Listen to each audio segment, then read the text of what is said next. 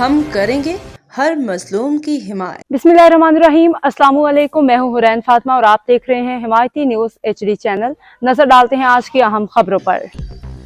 जिला मलीर कराची 30 नवंबर 2025 रिपोर्ट हाकम अली दल सुखन पुलिस स्ट्रीट क्रिमिनल्स में फायरिंग का तबादला, एक मुलजिम जख्मी हालत में गिरफ्तार, साथी फरार। शहरियार टाउन रोड नंबर 12 के करीब सुखन पुलिस ने गश्त के दौरान मोटरसाइकिल पर सवार मुश्तबा अफराद को रुकने का इशारा किया, जिसमें मुसल्लम मुलजमान ने पुलिस पार्टी पे अचानक फायरिंग शुरू कर दी। पुलिस की मौसर जवाबी कार्रवाई के नतीजे में एक मुलजिम जख्मी हालत में गिरफ्तार कर लिया गया, जबकि इसका साथी मौका से फरार होने में कामयाब हो गया। SHO खालिद मेमन अफसर मोहम्मद अली गुपांग की सरबराही में होने वाली इस कामयाब कार्रवाई पे गिरफ्तार मुलजिम की शिनाख्त अब्दुल रहमान के नाम से हुई है। मुलजिम के कब्जा से एक पिस्टल, बिमा एमिनेशन और कैश रकम बरामद कर ली गई है। जख्मी मुलजिम को फौरी तौर पर तिबी इमदाद के लिए जना अस्पताल 115 के ड्राइवर आसिफ अली के जरिए मुंतकिल कर दिया गया है, और जबकि बरामदशुदा असलहा फोरेंसिक टेस्ट के लिए रवाना कर दिया गया। पुलिस तर्जुमान के मुताबिक इब्तदाई तहकीकात से मालूम हुआ है कि मुलजिमान इलाके में शहरियों से लूटमार की नीयत से घूम रहे थे।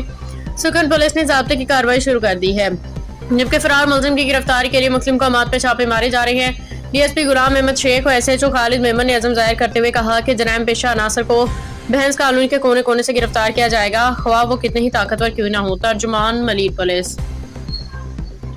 अब तक के लिए इतना ही। मजीद खबरों और अपडेट्स के लिए देखते रहें हिमायती न्यूज HD चैनल।